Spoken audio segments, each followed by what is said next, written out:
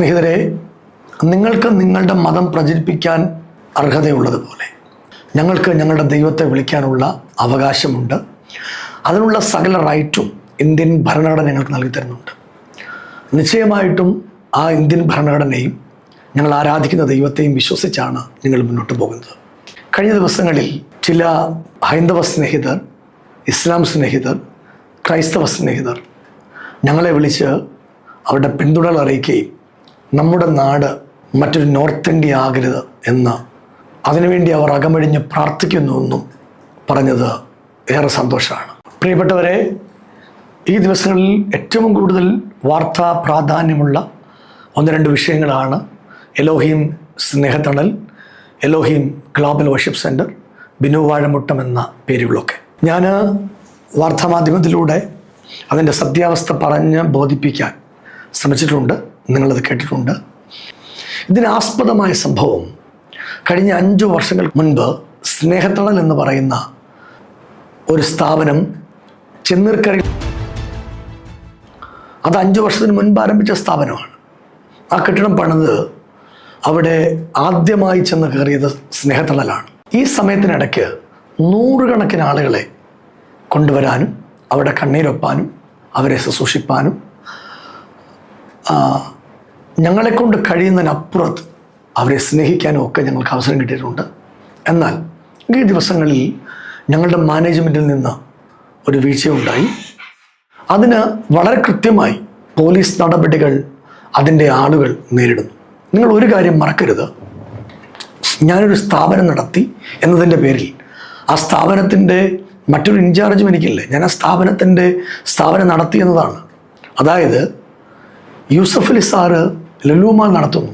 ലുലുമാളിൽ 2 ആളുകൾ തമ്മിൽ അടിയുണ്ടായി എന്നതുകൊണ്ട് യൂസഫ് അലി സാറിനെ അറസ്റ്റ് ചെയ്യല്ല. നിങ്ങൾ പ്രബുദ്ധരായ മലയാളികൾ, പ്രബുദ്ധരായ എൻ്റെ സ്നേഹിതർ, പ്രേക്ഷകർ, നിങ്ങളത് കേൾക്കണം.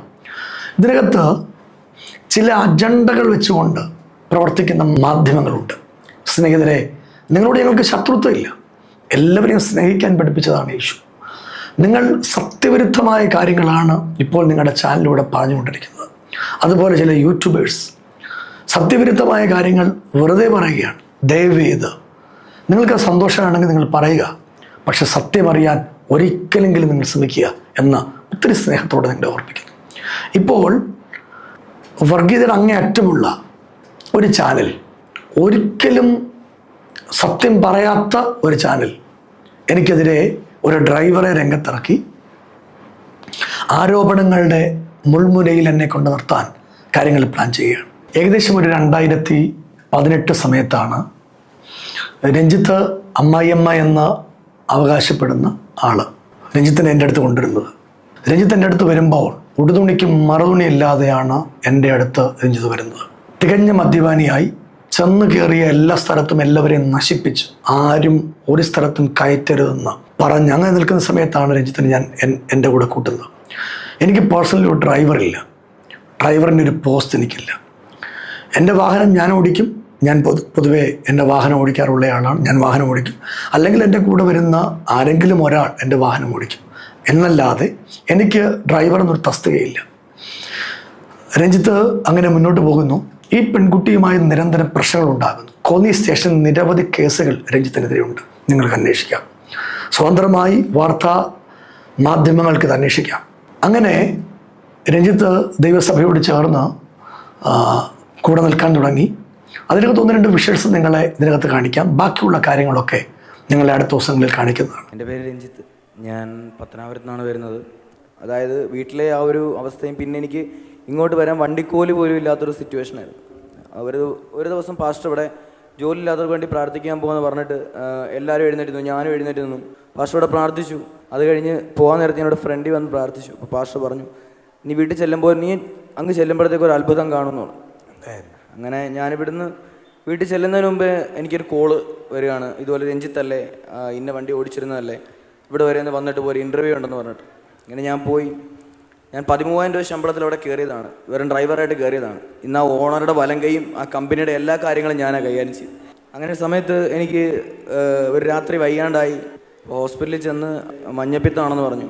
അന്ന് വന്നു, കിടന്നു, ഒരു കുറവുമില്ലായിരുന്നു. പാസ്റ്ററെ വിളിച്ചു. രാത്രി പാസ്റ്റർ ഒരു 8:30-9 മണിയോളമായി. പാസ്റ്റർ പ്രാർത്ഥിച്ചു. രാത്രി ഒരു 1:30 ആയപ്പോഴത്തേക്ക് എന്നെ ഭയങ്കരമായിട്ട് വേർക്കാൻ തുടങ്ങി, എന്നെ കിടുങ്ങാൻ തുടങ്ങി. അപ്പോൾ വീണ്ടും ഇവർ പേടിച്ചിട്ട് രാത്രി തന്നെ വീണ്ടും ഓണർ വന്ന് എന്നെ വീണ്ടും ഹോസ്പിറ്റലിൽ കൊണ്ടുപോയി. അപ്പോൾ ഡോക്ടർ പറഞ്ഞു മരുന്ന് കഴിക്കുന്നില്ല, ഇല്ല എന്ന് പറഞ്ഞു. ഡോക്ടർ പറഞ്ഞു ബ്ലഡ് പെട്ടെന്ന് ചെക്ക് ചെയ്യാൻ പറഞ്ഞു. അങ്ങനെ ബ്ലഡ് ചെക്ക് ചെയ്ത് 7 മണിയൊക്കെ ആയപ്പോഴത്തേക്ക് റിപ്പോർട്ട് കൊണ്ടുവന്നു. ഡോക്ടർ വന്നിട്ട് എടുത്ത് വെച്ച് നോക്കിയിട്ട് പുള്ളി എൻ്റെയും ഓണറുടെയും മുഖത്ത് ഇങ്ങനെ എന്തോ അത്ഭുതം കണ്ടുപോലെ ഇങ്ങനെ നോക്കുക. എന്നിട്ട് ലാബിൽ നിന്ന് ആ സിസ്റ്റർമാരെയൊക്കെ വിളിച്ചിട്ട് അവരെ വഴക്ക് പറഞ്ഞു. ബ്ലഡ് മാറിപ്പോയി, ആദ്യം ചെക്ക് ചെയ്ത് എൻ്റെ ബ്ലഡ് അല്ലായിരുന്നു. അങ്ങനെ രഞ്ജിത്ത് ദൈവസഭയോട് ചേർന്ന് കൂടെ നിൽക്കാൻ തുടങ്ങി. രഞ്ജിത്ത് എൻ്റെ അടുത്ത് വന്ന് താൽക്കാലികമായി മദ്യപാനം നിർത്തുന്നു, നല്ലവനായി ചമയുന്നു. ഒരു വാർത്താ സമ്മേളനത്തിൽ തന്നെ രഞ്ജിത്തിനെക്കുറിച്ച് കൃത്യമായി രഞ്ജിത്തിൻ്റെ ഭാര്യാമാതാവിനെക്കുറിച്ച്, ആ സംഭവങ്ങളെക്കുറിച്ച്, എന്തുകൊണ്ട് ഞങ്ങൾ പുറത്താക്കി, കാണണ്ടാത്ത സാഹചര്യം ഞങ്ങൾ എന്താണ് കണ്ടത്, അതിനെക്കുറിച്ച് ഞങ്ങൾ പറയും. അങ്ങനെ സഭയ്ക്ക് രഞ്ജിത്തിനെ ഒരിക്കലും ഉൾക്കൊള്ളാൻ പറ്റില്ല എന്നൊരു സമയത്ത് രഞ്ജിത്തിനെ സഭയിൽ നിന്ന് പുറത്താക്കും. അതിനുശേഷം ചില നാളുകൾ കഴിഞ്ഞിട്ടാണ് രഞ്ജിത്തിനെതിരെ കേസ് വരുന്നത്. ഒരു ചെറുപ്പക്കാരനെതിരെയും ഇന്നു വരെ എൻ്റെ ലൈഫിൽ ഞാൻ കേസ് കൊടുത്തിട്ടില്ല. ഞാനിതിനകത്ത് എൻ്റെ ലൈഫിൽ മനസ്സാ വാചക കർമ്മണ ഈ കാര്യത്തെക്കുറിച്ച് ഞാൻ അറിഞ്ഞിട്ടില്ല. രഞ്ജിത്തിനെ സേഫ് ചെയ്യുന്ന പോലെയാണ് ഞാൻ മറുപടികൾ അവിടെ പറഞ്ഞത്. അവരോട് ചോദിച്ച് രഞ്ജിത്തിന് പരിചയമുണ്ടോ, നിങ്ങളുടെ കൂടെ നിന്നാണോ? ഞാൻ പറഞ്ഞാണോ. ഇവനിതിന് മുൻപ് പ്രശ്നങ്ങളുണ്ടായിരുന്നു, പക്ഷെ ഞങ്ങളുടെ അടുത്ത് വന്ന് ആ മകൻ ഒരുപാട് മാറി എന്നാണ് ഞാൻ പറഞ്ഞത്. ആ പോലീസ് സ്റ്റേഷനിൽ കൊടുത്ത എൻ്റെ സ്റ്റേറ്റ്മെൻറ്റ്, എൻ്റെ മൊഴി ഇപ്പോഴും അവിടെ തന്നെ ഉണ്ട്. ബഹുമാനപ്പെട്ട പ്രേക്ഷകർക്ക് അത് നിങ്ങൾക്ക് പരിശോധിക്കാം. അന്ന് കുളനടയിൽ ഈ പ്രശ്നം, ദയവായിട്ട് കുളനടയിലല്ല മാന്തകയിൽ ഈ പ്രശ്നമുണ്ടാകുന്നത്. കുളനട എന്നാണ് എല്ലാവരും പറയുന്നത്. പ്രശ്നമുണ്ടായത് മാന്തകയിലാണ്. മാന്തകയിൽ ഈ പ്രശ്നമുണ്ടാകുമ്പോൾ രഞ്ജിത്ത് പറഞ്ഞ പോലെ ഞങ്ങൾ 7 പേർ ചേർന്ന് ഓർത്തഡോക്സ് സഭയുടെ മാന്തക ഓർത്തഡോക്സ് പള്ളിയിലെ സെക്രട്ടറിയുടെ വീട്ടിലാണ് ഞങ്ങൾ പോയത്. ആ സമയത്ത് ഈ പേര് പറയപ്പെടുന്ന ചെറുപ്പക്കാരൻ, അതായത് ഒരു സ്ത്രീയുമായി, അവനേക്കാൾ 20 വയസ്സ് പ്രായമുള്ളൊരു സ്ത്രീയുമായി സ്നേഹമുള്ള ചെറുപ്പക്കാരനോട് വന്നിരുന്നു. ആ ചെറുപ്പക്കാരൻ അതിന് മുൻപ് എന്നെ ഫോൺ വിളിച്ച് എന്നോട് പറഞ്ഞു, അച്ഛാ എനിക്ക് ആ സ്ത്രീയോട് സംസാരിക്കാതിരിക്കാൻ പറ്റില്ല. ഇതാണ് ശരിക്കും നടന്നിട്ടുള്ള വസ്തുത. അന്ന് ഈ ചെറുപ്പക്കാരൻ ഞാനുമായിട്ട് ചൂടായി സംസാരിക്കുന്നു. ഞങ്ങൾ 7 പേർ ഒരുമിച്ച് ഈ കാര്യങ്ങൾ പറഞ്ഞു തീർക്കാൻ വേണ്ടി അവിടെ ചെന്നു. അത് വഴക്കിലേക്ക് കലാശിച്ചു. ഞാൻ പോലീസിനെ വിളിച്ചു വരുത്തി. ഞങ്ങൾ സ്റ്റേഷനിൽ വന്നു. ഞങ്ങൾ രാത്രിയോടുകൂടെ തിരിച്ചു വന്നു. പിറ്റേ ദിവസം രാവിലെ ഒരു സോഷ്യൽ മീഡിയ ഗ്രൂപ്പിൽ വന്ന ഇതാണ്, അനാശാസ്യം നടന്നു. സ്നേഹിതരെ, ഇന്നുവരെ ഒരു സ്ത്രീകളുടെ പേരിൽ എനിക്കെതിരെ ഒരു പരാതിയില്ല. എനിക്കതൊരു FIR ഇട്ടിട്ടില്ല. എനിക്കെതിരെ പോലീസ് മാസ്റ്റർ തയ്യാറാക്കിയില്ല. ഒരു കാര്യമില്ല. ദയവ് ചെയ്ത് ചില അജണ്ടകളുമായി നടക്കുന്ന മാധ്യമങ്ങൾ, ദയവ് ചെയ്ത് നിങ്ങളങ്ങനെ പറയരുത്. നിങ്ങൾ സത്യം അറിയുക, എന്താണ് സംഭവിച്ചതെന്ന് പറയുക. ഇതിൻ്റെ എല്ലാം തെളിവുകൾ രഞ്ജിത്തിൻ്റെ കയ്യിലുണ്ടെന്നാണ് പറഞ്ഞത്. ദയവ് ചെയ്ത് കൈകൂപ്പി രഞ്ജിത്തിനോട് പറയുന്നു, എല്ലാ തെളിവുകളും താങ്കൾ പുറത്തുവിടുക. ഞാൻ ഇതിന് ശേഷം ഒരു വാർത്താ സമ്മേളനം വിളിച്ച് ഇതിന് കേസുകൾ, മാനനഷ്ടത്തിന് വേണ്ടി കേസ് കൊടുത്ത് ബാക്കി കാര്യങ്ങൾ ചെയ്യാനായിട്ട് തുടങ്ങുകയാണ്. ബാക്കി കാര്യങ്ങളൊക്കെ ഞാൻ നിങ്ങളെ വാർത്താ സമ്മേളനത്തിൽ അറിയിക്കുന്നതാണ്. ഇതാണ് രഞ്ജിത്തിനോട് എനിക്ക് പറയാനുള്ളത്. ഈ വാർത്താ മാധ്യമത്തോട് എനിക്ക് പറയാനുള്ളത്, നിങ്ങൾ വർഗീയവാദികളല്ലെങ്കിൽ, നിങ്ങൾ സത്യസന്ധമായി മാധ്യമ പ്രവർത്തനം നടത്തുന്ന ആളുകളാണെങ്കിൽ നിശ്ചയമായും ഇതിനെ സത്യമറിഞ്ഞ് പറയാൻ വേണ്ടി സ്നേഹത്തോടെ നിങ്ങളെ ഓർപ്പിക്കും. അടുത്ത പരാമർശമാണ് ഭദ്രകാളി എന്ന് ഞാൻ എൻ്റെ നാവിലെടുത്ത ഒരു പരാമർശം.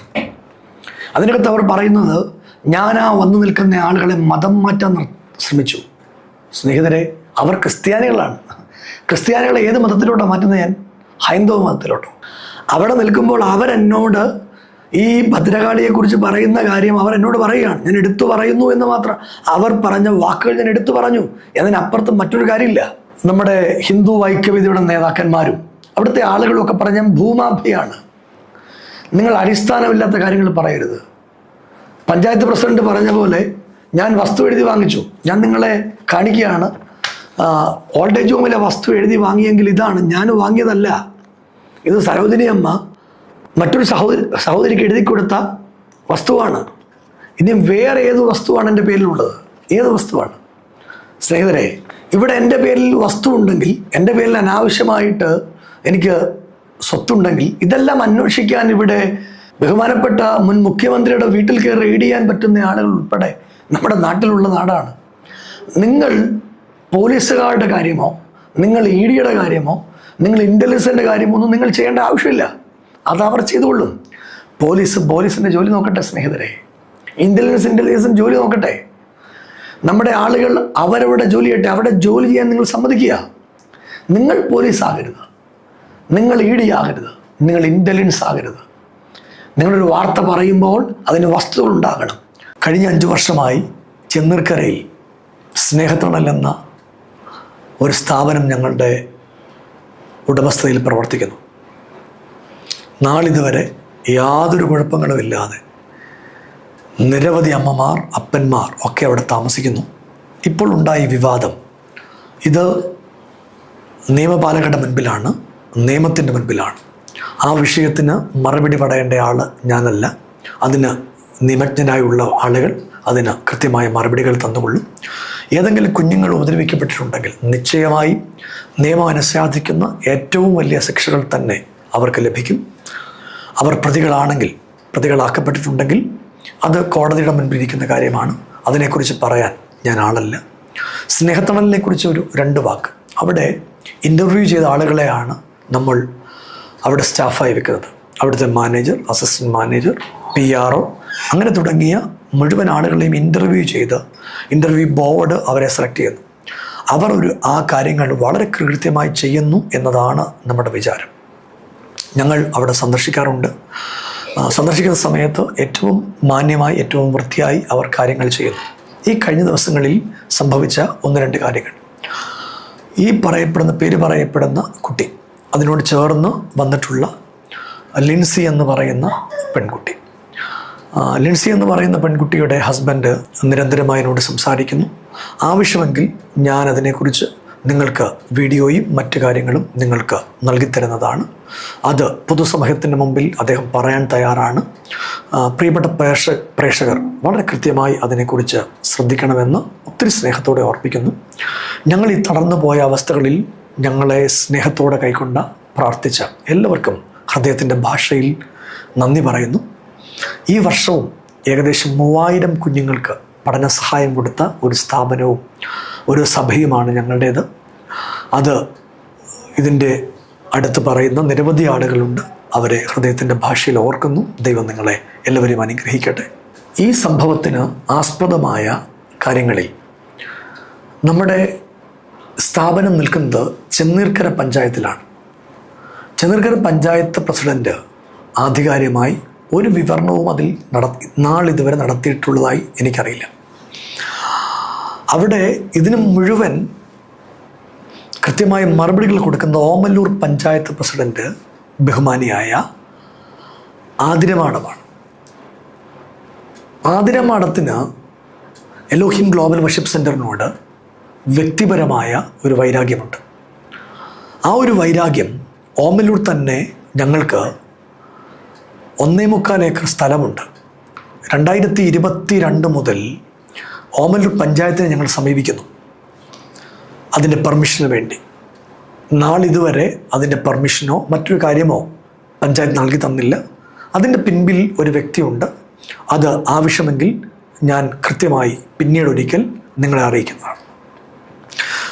ബഹുമാനപ്പെട്ട ഓമല്ലൂർ പഞ്ചായത്ത് പ്രസിഡന്റ് അദ്ദേഹം പറഞ്ഞ വസ്തുതാവിരുദ്ധമായ ചില പരാമർശങ്ങൾ.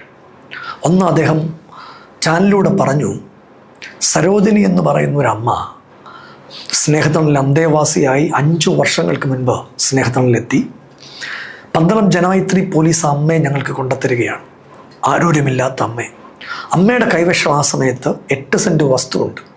ആ 8 സെൻറ്റ് വസ്തു എനിക്കോ സ്നേഹത്തണലോ എഴുതി തരാനായിട്ടാണ് അമ്മ വന്നിട്ടുള്ളത്. ഞാനോ സ്നേഹത്തണലോ വളരെ സ്നേഹത്തോടെ അത് നിഷേധിക്കുകയും അമ്മയ്ക്ക് താല്പര്യമുള്ള വീടില്ലാത്ത അർഹരായ ആർക്കെങ്കിലും അത് എഴുതി കൊടുക്കാൻ അമ്മയോട് നിർദ്ദേശിക്കുകയാണ് ചെയ്തത്. അങ്ങനെ അമ്മയുടെ സ്വമനസാലെ അമ്മ നിർമ്മല എന്ന് പറയുന്ന വീടില്ലാത്ത ഒരു സഹോദരിക്ക് അത് എഴുതി കൊടുക്കുകയാണ് ചെയ്തിട്ടുള്ളത്. അതിൻ്റെ ഡോക്യുമെൻ്റ് നിങ്ങളുടെ മുമ്പിൽ ഹാജരാക്കുന്നു. ഞാനത് എഴുതിയെടുത്തൊന്നും നമ്മുടെ സ്ഥാപനം അതെടുത്തു എന്നാണ് ആരോപണം. അങ്ങനൊരു ആരോപണമില്ല, അങ്ങനൊരു സംഭവമില്ല. ഇത് എൻ്റെ പേരിലല്ല, സ്നേഹത്തണലിൻ്റെ പേരിലുമല്ല. ഇത് രണ്ടും ഞാൻ സ്നേഹത്തോടെ നിഷേധിച്ചിരിക്കുന്നു. ഇതുപോലെയുള്ള കള്ളങ്ങളാണ് ബാക്കി പറഞ്ഞത് മുഴുവൻ. ഈ പറഞ്ഞ മുഴുവൻ കാര്യങ്ങളും സത്യത്തിന് നിരക്കാത്ത കള്ളങ്ങളാണ് ആതിര മാഡം പറഞ്ഞിരിക്കുന്നത്. അതിന് നിയമ നടപടിയുമായി ഞാൻ മുന്നോട്ട് പോകും. അത് അഭിഭാഷകരുമായി കൂടിയാലോചിച്ച് അതിൻ്റെ കൃത്യമായ കാര്യങ്ങൾ അടുത്ത ദിവസങ്ങളിൽ മുന്നോട്ട് പോകും.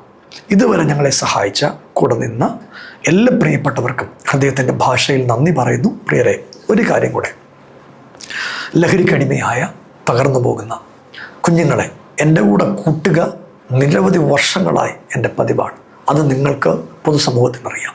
അങ്ങനെ ഒരു കുഞ്ഞിനെ കിട്ടിയാൽ ഈ കസിയ എന്ന് പറയുന്ന അമ്മ വളരെ സങ്കടത്തോടുകൂടെ ഈ മകനെക്കുറിച്ച് എന്നോട് പറയുകയാണ്. അങ്ങനെയാണ് ആ കുഞ്ഞിനെ ഞാൻ എൻ്റെ കൂടെ നിർത്തുന്നത്. ആ കുഞ്ഞിനെ ഉപദ്രവിക്കുമെന്ന കാര്യം എനിക്ക് നാളിതുവരെ എൻ്റെ ബോധ്യത്തിലില്ല. ആ കുഞ്ഞ് കുറച്ച് അഗ്രസീവാണ്. അതിനെക്കുറിച്ച് ഞാൻ പിന്നീട് ആ കുഞ്ഞിനെക്കുറിച്ച്, അമ്മ കെസയെക്കുറിച്ചൊക്കെ ഒരു വാർത്താ സമ്മേളനത്തിൽ നിങ്ങളോട് സംസാരിക്കുന്നതാണ്. അതിനെക്കുറിച്ച് അത് നിയമത്തിൻ്റെ മുമ്പിലിരിക്കുന്ന കാര്യമാണ്. അതുകൊണ്ട് ഏറെ പറയാൻ താല്പര്യപ്പെടുന്നില്ല. പ്രിയപ്പെട്ട സ്നേഹിതർ, ഒരു കാരണവശാലും അവിടെ ഞങ്ങൾ ഫുഡ് കൊടുക്കുന്ന, അവിടെ ആതിരാമാടം പറഞ്ഞൊരു കാര്യമുണ്ട്. ആ കുഞ്ഞിന് പാല് കൊടുക്കാൻ ഞങ്ങൾ സമ്മതിക്കുന്നില്ല, അല്ലെങ്കിൽ ഞങ്ങൾ പാല് വാങ്ങുന്നില്ല. നിങ്ങൾക്ക് ഈ വീഡിയോയിൽ കാണാം, ഞങ്ങൾ ഒരു മാസം അവിടെ പാലിന് വേണ്ടി ചിലവാക്കുന്ന എത്രയാണ്, ബീഫിന് വേണ്ടി ചിലവാക്കുന്ന എത്രയാണ്, ചിക്കന് വേണ്ടി ചിലവാക്കുന്നത് എത്രയാണ്. ഞാനോ എൻ്റെ ഫാമിലിയോ ചർച്ചിൽപ്പെട്ട ആരോ ഒരാൾ പോലും അവിടെ പോയി കഴിക്കാറില്ല. ഞങ്ങളവിടെ വിസിറ്റ് ചെയ്യാറുണ്ട്. അന്തേവാസികളെ അവിടെയുള്ള മാതാപിതാക്കളെ ഞങ്ങൾ കാണാറുണ്ട്. അവർക്ക് ഞങ്ങളാൽ കഴിയുന്ന ഏറ്റവും സഹായങ്ങൾ, ഇതിൻ്റെ പേരിൽ, സ്നേഹത്തിൻ്റെ പേരിൽ നാളിന്ന് വരെ ഒരു പിരിവ് നടത്തുകയോ ഒരു വിദേശ ഫണ്ട് സ്വീകരിക്കുകയോ മറ്റൊരു കാര്യങ്ങളും ഇന്നുവരെ ചെയ്തിട്ടില്ല. എനിക്ക് ശുശ്രൂഷയിൽ കിട്ടുന്നതും എലോഹിം ഗ്ലോബൽ വർഷിപ്പ് സെൻ്ററിൽ കിട്ടുന്ന പണം ഉപയോഗിച്ചാണ് ഇന്ന് വരെ ഞങ്ങൾ ഈ കാര്യങ്ങൾ നടത്തിയിട്ടുള്ളത് എന്ന് പൊതുസമൂഹത്തെ അറിയിക്കുകയാണ്. ഇതിൻ്റെ സത്യാവസ്ഥകൾ വരും ദിവസങ്ങളിൽ നിങ്ങൾക്ക് കാണാൻ കഴിയും. ഞങ്ങളെ സപ്പോർട്ട് ചെയ്ത എല്ലാ സ്നേഹിതർക്കും ഹൃദയത്തിൻ്റെ ഭാഷയിൽ നന്ദി പറയുന്നു. നമുക്കൊരുമിച്ച് നാളത്തെ ആരാധനയിൽ കാണാം. ദൈവം നിങ്ങളെ എല്ലാവരെയും അനുഗ്രഹിക്കട്ടെ.